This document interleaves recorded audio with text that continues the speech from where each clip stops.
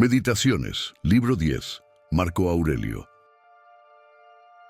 No obres como si fueras a vivir 10.000 años. Si llegaras alguna vez, oh alma mía, a ser buena, sencilla, uniforme, sin rebozo y más patente a los ojos de todos que ese cuerpo de que estás vestida, si al cabo empezarás a tener gusto en la benevolencia y sincero amor para con todos, si algún día te hallarás satisfecha y sin necesidad de nada, no deseando ni codiciando cosa alguna, ni animada, ni menos inanimada, para el goce de tus delicias, no apeteciendo tiempo en que pudieses disfrutarlas más a la larga, no suspirando por país, región, cielo benigno, ni compañía de hombres más adaptada a tu genio.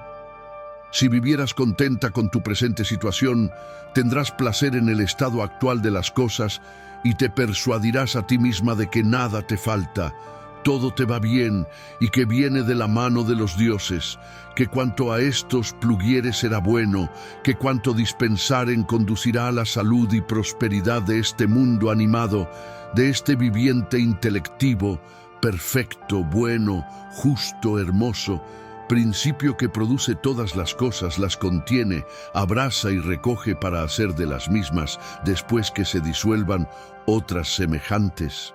Si, por último, vendrás a ser tal que hagas una vida tan conforme con los dioses y los hombres que no tengas motivo alguno para quejarte de ellos, ni des causa para que ellos te condenen. Observa lo que tu naturaleza exige de ti, en cuanto es dirigida por solo la naturaleza vegetativa, y después hazlo y no lo rechaces, a no ser que se haya de empeorar tu misma naturaleza en cuanto ella es sensitiva. Con igual orden, debes observar lo que pretende de ti la naturaleza considerada como sensitiva, no rehusando nada de esto, si es que no se ha de seguir menoscabo a tu naturaleza en cuanto es racional. Y claro está, que lo racional también es sociable. Valiéndote, pues, de estas reglas, no te dé cuidado lo demás. Todo lo que acontece o sucede en tal conformidad que hayas nacido para llevarlo, o de tal suerte que no seas hombre para tolerarlo. Ahora bien, si acaece de tal modo que puedas sufrirlo naturalmente, no te enfades. Antes bien, sopórtalo según alcancen tus fuerzas naturales. Pero si sucede de tal manera que no seas capaz de aguantarlo naturalmente, no te molestes por eso, porque después que te haya consumido, también acabará consigo. Con todo, ten bien presente que estás dotado de una virtud natural para llevar todo aquello que en tu modo de opinar consiste en hacerla soportable, aunque sea insufrible, juzgando o que te conduce o que es de tu obligación el que así lo hagas. Si tu prójimo se deslizase, procura amonestarle amigablemente y hacerle ver la fragilidad en que ha incurrido. Pero si no te es posible el reducirle, échate a ti mismo la culpa de tu poca habilidad, o quizá ni aún a ti mismo tendrás por qué echarte culpa alguna. Todo lo que te sucede ya estaba dispuesto desde la eternidad. Desde el principio, una cadena de causas fue entrelazando tu existencia con cada acontecimiento. Ya sea que todo esté gobernado por los átomos o que la naturaleza rija el universo, hay dos verdades claras. Primero, soy parte de un universo dirigido por la naturaleza. Segundo, tengo un vínculo y parentesco con las demás partes que son de mi misma esencia. Recordando esto, al considerarme una parte del todo, no me quejaré de nada de lo que el universo disponga.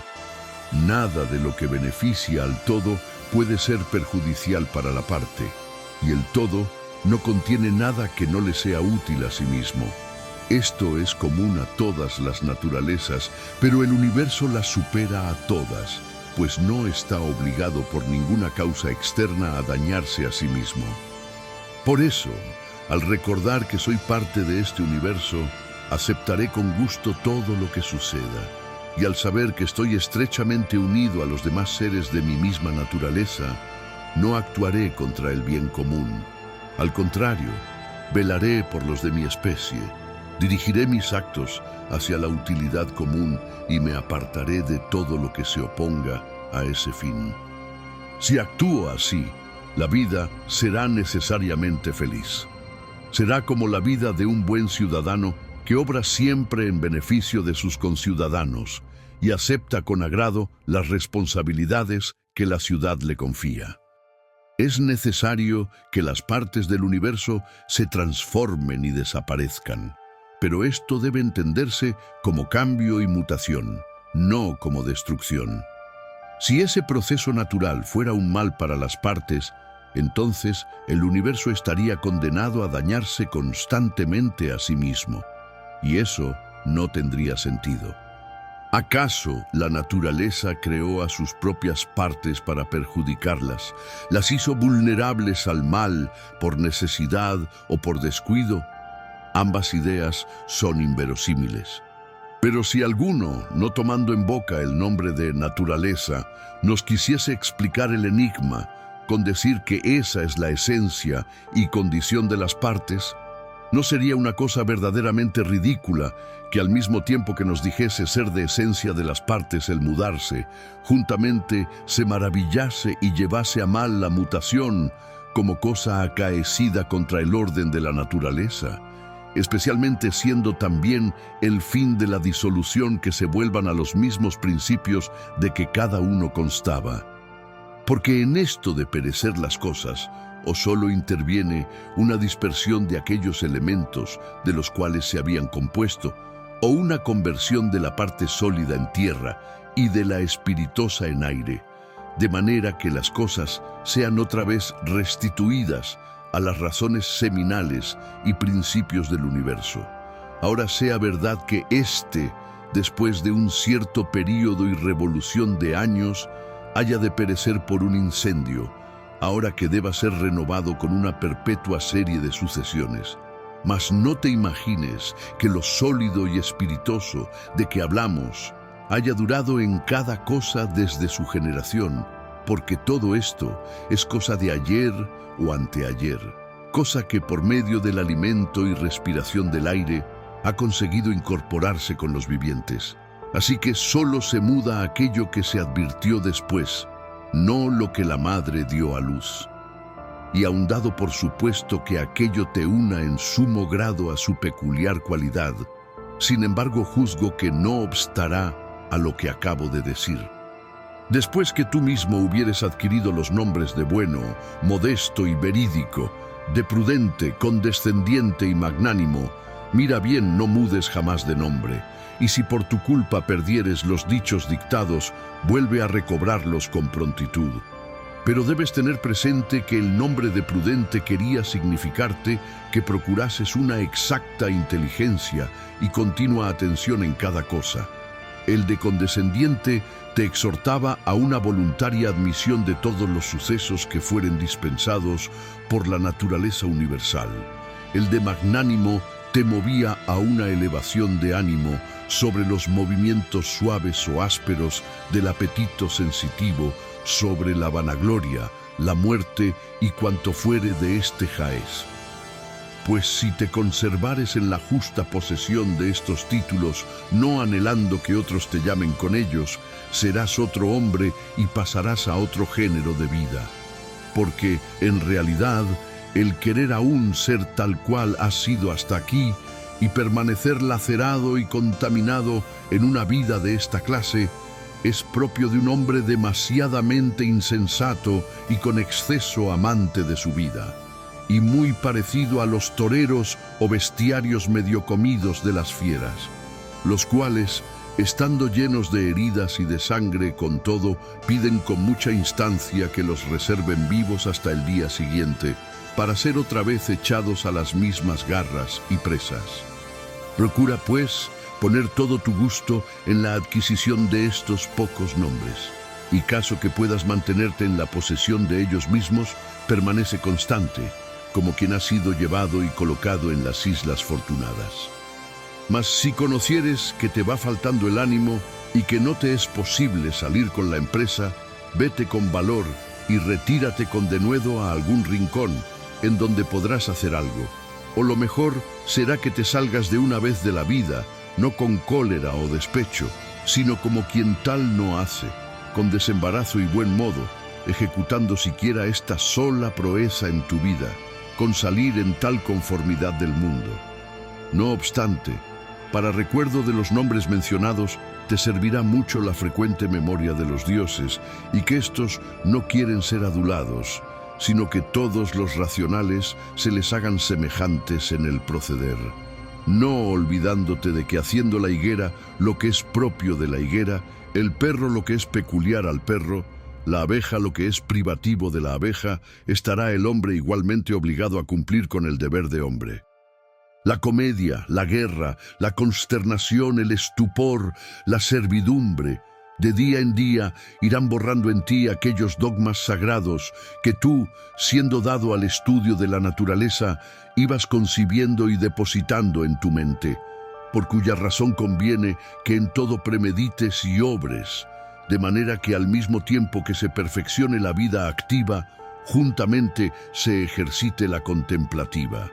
Y la propia satisfacción, nacida de ver que todo lo entiendes, se conserve, disfrazándola con modestia, no ocultándola con misterio, pues entonces hallarás gusto en la simplicidad, entonces tendrás fruición en la gravedad, entonces te complacerás en el conocimiento de cada cosa particular, entendiendo cuál es según su esencia, qué región habita en el mundo, cuánto tiempo podrá naturalmente subsistir, de qué partes está compuesta, a quién puede caber en suerte, quiénes por fin son dueños de darla y quitarla. La araña queda muy ufana habiendo cazado una mosca. También el otro está muy hueco, habiendo seguido una liebre. El otro que pescó en la red un arenque. El otro que cogió unos jabalíes. El otro unos osos. El otro, por fin, que cautivó algunos sármatas. ¿Acaso no reputarás a estos por unos ladrones si examinares atentamente sus máximas? Procura adquirir el método de contemplar cómo todas las cosas se van mudando las unas en las otras. Dedícate siempre a esto y ejercítate con frecuencia en semejante punto de meditación, puesto que nada conduce tanto al logro de la magnanimidad. Y en efecto, el que hiciere la reflexión de que cuanto antes será forzoso desamparar todas las cosas, dejando la compañía de los hombres, abandonará su cuerpo, entregándose todo a la justicia en cuanto debe ejecutar por sí y dejándose gobernar por la naturaleza universal en los demás acontecimientos, ni menos le vendrá al pensamiento qué dirá el otro. ¿Qué sospechará o qué hará contra él, viviendo satisfecho con estas dos cosas? Con obrar con rectitud lo que hubiere de hacer por entonces y abrazar con resignación lo que al presente le tocare en suerte. Finalmente, separándose de todas las otras ocupaciones y cuidados, no apetecerá otra cosa más que ir derechamente en pos de la ley y seguir a Dios, que siempre guía por un camino recto. ¿A qué viene la desconfianza y sospecha teniendo a mano el averiguar bien lo que debes hacer? Pues caso que lo descubrieres claramente, sigue por ese camino de buen ánimo y con constancia. Mas si no llegares a conocerlo, haz alto allí y válete de los más hábiles consejeros. Y si aún te ocurrieren otras dudas, procura, según las circunstancias presentes, llevar adelante con prudencia tus determinaciones, sin desviarte jamás de lo que te pareciere justo, porque no hay cosa mejor que conseguir lo que es conforme a justicia. Además de que al hombre a quien no le saliesen bien sus intentos, siguiendo en todo la razón, le sería fácil juntar con la quietud la pronta expedición en el obrar, y con la vida alegre la moderación en sus costumbres. Al punto que te despertares, pregúntate a ti mismo, ¿por ventura te interesará si otro ejecuta acciones justas y buenas? No me resultará utilidad. ¿Acaso te has olvidado de que esos mismos se ensoberbecen con las alabanzas de otros y se aterran con los vituperios? ¿Qué tales son en sus lechos? ¿Qué tales a sus mesas? qué cosas hacen, de cuáles huyen, cuáles pretenden, de qué manera roban, de qué modo arrebatan, no solo con las manos y los pies, sino con lo que es más respetable en ellos mismos, a cuyo cargo está siempre que quisiere el guardar la fe, la modestia, la verdad, la ley y la bondad de su conciencia. El hombre bien educado y de moderación dice a la naturaleza que todo lo dispensa y todo lo recupera. Dame lo que gustares y vuelve a tomarte lo que quisieres. Ni esto lo diría con altanería, antes bien con ánimo rendido y benévolo hacia la misma. El tiempo que te resta de vida es poco. Vívelo como si te hallares en una montaña, porque lo mismo es vivir allí que vivir aquí, con tal que en cualquier lugar viva uno en el mundo como en su ciudad. Vean los hombres y reconozcan en mí un hombre que lo es de veras, viviendo según la naturaleza. Si no me pueden sufrir, que me maten, puesto que vale más morir que vivir como ellos quieren. De hoy más, déjate absolutamente de disputar cuál conviene que sea un hombre bueno, sino procura ser tal en realidad. Piensa con frecuencia en el todo de una eternidad y de la naturaleza universal. Reflexiona también que todas estas cosas, particulares por lo respectivo a su ser, no montan un comino. Por lo tocante a su duración, son un abrir y cerrar de ojos. Parando la consideración en cada cosa que se te presente, podrás comprender que ella misma se va ya disolviendo y mudando, como que también le es propio el pudrirse y disiparse, o que de algún modo casi el morir le es natural. Observa qué vienen a ser los hombres cuando comen, duermen, tienen acceso, hacen deposición y ejecutan otras funciones de esta clase. Mira después cuáles son mandando a otros, engriéndose, enfureciéndose y reprendiéndolos con superioridad. Reflexiona a cuántos obsequiaban poco antes y con qué miras tan viles los servían. Por último, en qué vendrán a parar poco después. A cada uno es útil aquello que la naturaleza del universo le dispensa, y entonces le es conducente cuando aquella se lo da. La tierra árida desea la lluvia, el aire recio apetece lo mismo. También el mundo anhela poner por obra lo que se ha de hacer. Digo pues, hablando con el mundo, yo amo lo que tú amas. ¿Acaso eso no es así? ¿Y no se dice vulgarmente que esto o aquello ama ser hecho? O bien que hayas siempre de vivir aquí, y entonces ya estás hecho a esta vida. O bien que te salgas fuera, y esto ya lo deseabas. O bien que te mueras, y con eso has cumplido con tu ministerio. Fuera de esto, nada más hay, con que así prosigue de buen ánimo. Den siempre por cosa cierta y averiguada que lo mismo es el campo que cualquiera otro lugar, y que las mismas conveniencias logra el que vive aquí, que el otro que pasa la vida en la cumbre de un monte, o en la orilla del mar, o en donde más le diere la gana. Sin disputa alguna, hallarás ser verdad lo que decía Platón, que un sabio del mismo modo está encerrado dentro de los muros de una ciudad que lo está un pastor dentro del redil de su majada. Mi alma, ¿qué viene a ser para mí y cuál me la finjo yo al presente? Y al cabo, ¿qué uso hago de ella ahora? ¿Acaso esta falta de entendimiento? Por ventura se ve separada y arrancada de la común sociedad, y en suma, se halla tan íntimamente unida y mezclada con la vil carne, de modo que vaya una con ella y la siga. El que huye de su señor es un desertor. Es así que la ley es la señora. Luego también será desertor el que la traspasa. Igualmente quebranta la ley el que se queja, o se irrita, o teme, porque no quisiera hubiese sido hecho, se hiciese o hubiese de hacerse algo de lo ordenado por aquel que gobierna todas las cosas, el cual es la misma ley, que reparte con justicia lo que corresponde a cada uno. Luego el que vive con temor, el que se aflige y el que se enoja, ese es un desertor, o sea, un fugitivo. Habiéndose ausentado quien dejó el semen en la matriz, y tomándolo después otra causa, se fabrica de ello el feto y se lo lleva a su perfección. ¡Qué bello efecto de causa tan vil! Al embrión ya formado, la madre le da el alimento que pasa por el esófago y después, recibiéndolo otra causa, produce en ese mismo el sentido y el movimiento. En suma, la vida, las fuerzas y todo lo demás. ¡Cuántas y cuán admirables cosas! Son pues dignos de contemplación estos arcanos que tan en secreto obra la naturaleza, y de observar, en igual conformidad, su virtud productiva, así como miramos la fuerza que lleva abajo o arriba las cosas materiales, no con los ojos del cuerpo, pero no por eso con menor evidencia y claridad.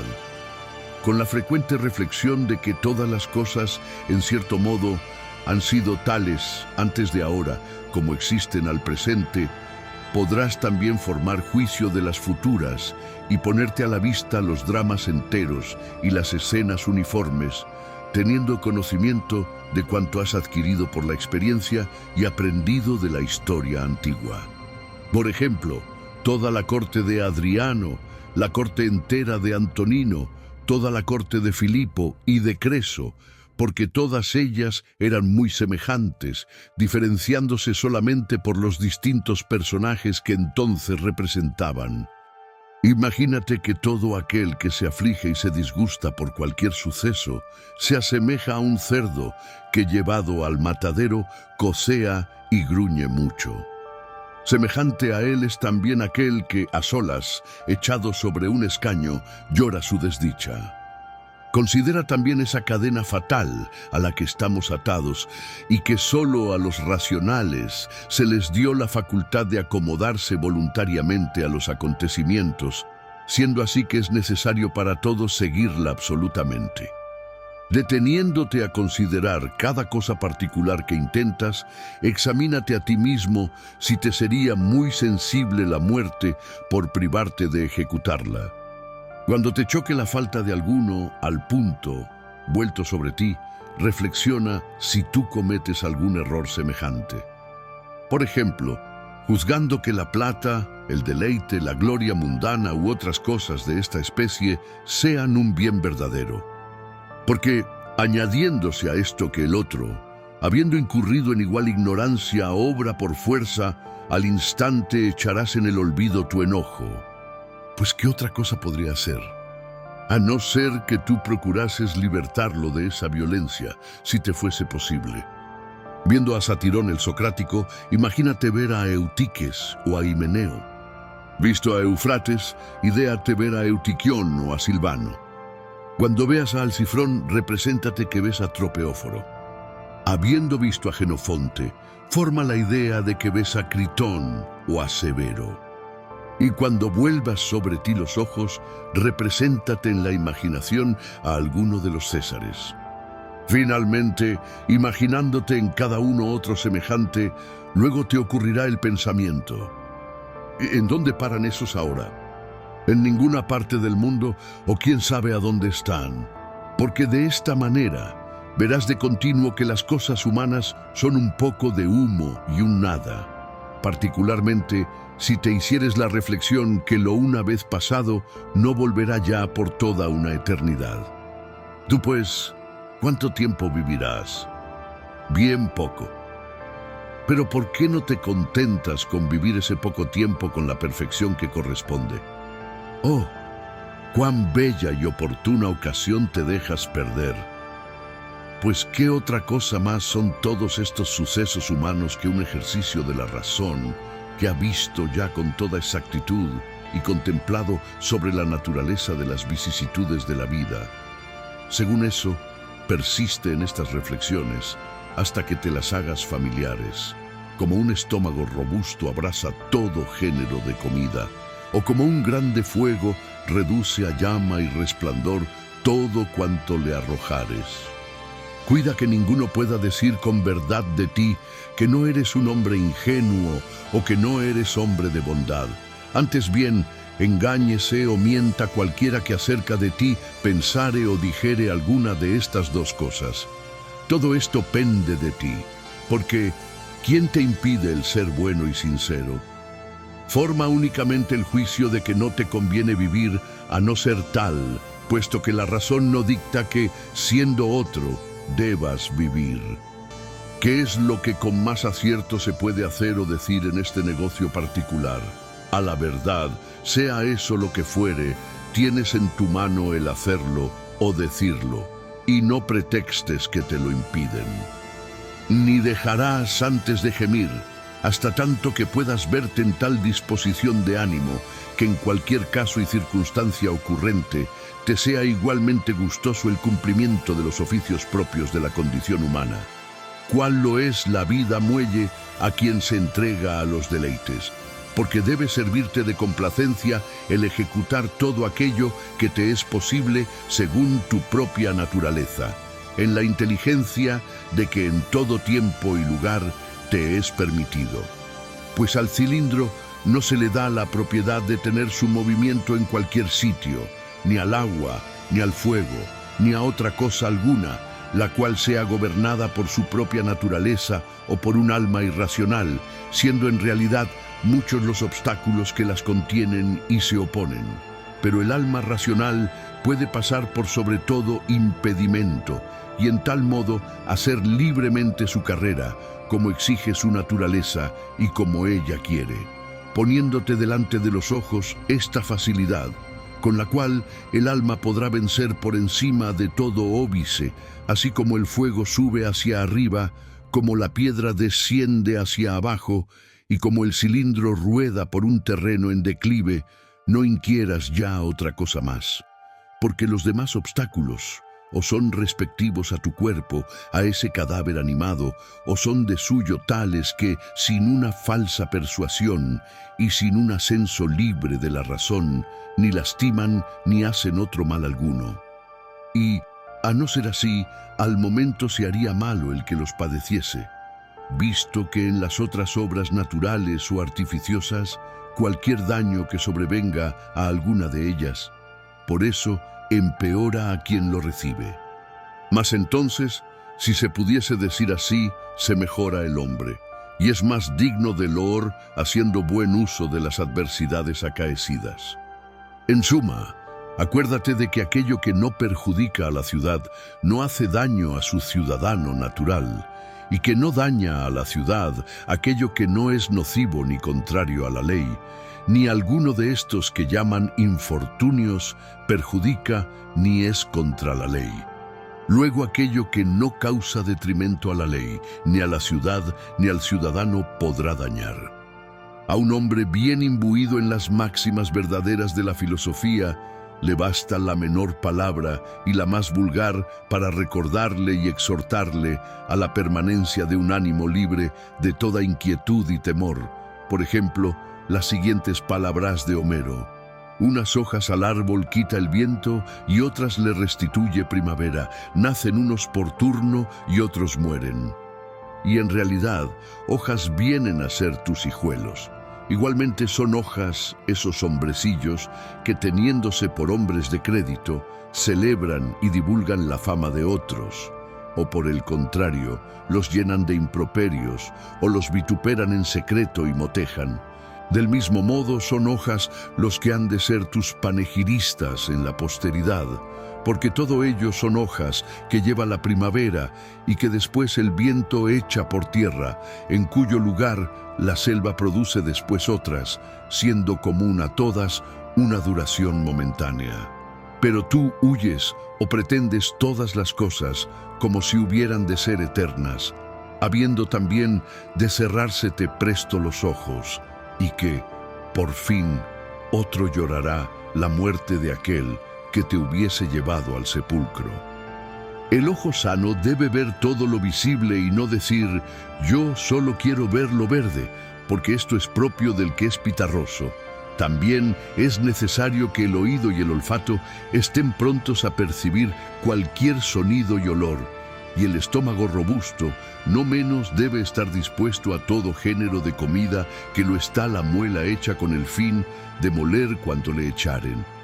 Así también conviene que el alma sana se halle preparada a recibir todo lo que le suceda, pues la que dijere: yo quisiera la salud de los hijos, y que todos alabaran cuanto hiciese, será muy parecido al ojo que solamente busca lo verde, o a los dientes que únicamente quieren cosas tiernas y delicadas. Ningún hombre hay tan afortunado que al morir no tenga a su lado quien se alegre del mal que le sucede. Y aunque haya sido hombre bueno y sabio, ¿dejará acaso de haber al cabo quien contra él mismo diga: finalmente podremos ya respirar libres de este pedagogo?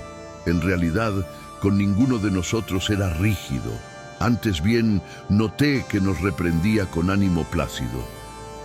Esto, pues, se suele decir de un hombre bueno. Pero por lo que mira a nosotros, cuán otros son los motivos por los cuales no pocos desean verse libres de nuestra compañía. Pues sí, estando para morir, pensases sobre esto, te partirías también con un ánimo más plácido, haciendo el discurso siguiente: yo me aparto de una vida de tales circunstancias que desean que me salga de ella aun aquellos mismos que vivían conmigo, por quienes yo tanto me afané, hice promesas por su salud, me desvelé por su bien, esperando ellos con mi muerte recibir quizá algún alivio. Luego, ¿por qué uno ha de apetecer el mantenerse por más largo tiempo entre estos tales? Con todo, no por eso te portas menos propicio para con ellos. Antes bien, observando tu costumbre, muéstrate amigo, benévolo y apacible, y que de ninguna manera parezca que te arrancan de su compañía, sino que debe ser de tal suerte la separación como cuando en una buena muerte el alma se desprende con facilidad del cuerpo. Porque la misma naturaleza que te enlazó y unió con ellos, también te suelta ahora. En fin, me separo de ellos como de mis domésticos, no sacado con violencia, sino despedido voluntariamente, puesto que esta es también una de las cosas subsiguientes en la naturaleza. En todo aquello que otro hiciere, acostúmbrate, en cuanto te fuere posible, a examinar para contigo mismo. ¿Qué fin lleva en eso? Mas procura empezar por ti mismo, y escudriñate en primer lugar. No te olvides que lo que te agita y mueve a manera de un títere es una cierta fuerza dentro de ti, oculta y reconcentrada.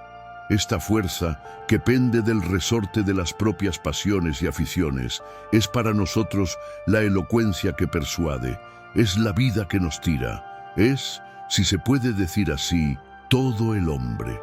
Jamás quieras juntar con esta idea del hombre la idea del cuerpo, vaso que contiene dentro de sí el alma, ni la idea de los miembros, instrumentos alrededor del alma fabricados, porque son muy parecidos a la azuela y solo diferentes en cuanto ellos nacieron con nosotros a nuestro lado. Siendo así que todos estos miembros, sin el alma, causa que los mueve y da vigor, no tendrían otro uso del que tiene la lanzadera para la tejedora, la pluma para el escribano y el látigo para el cochero. Si te ha gustado, no olvides dejar un like. También, suscríbete para el libro 11.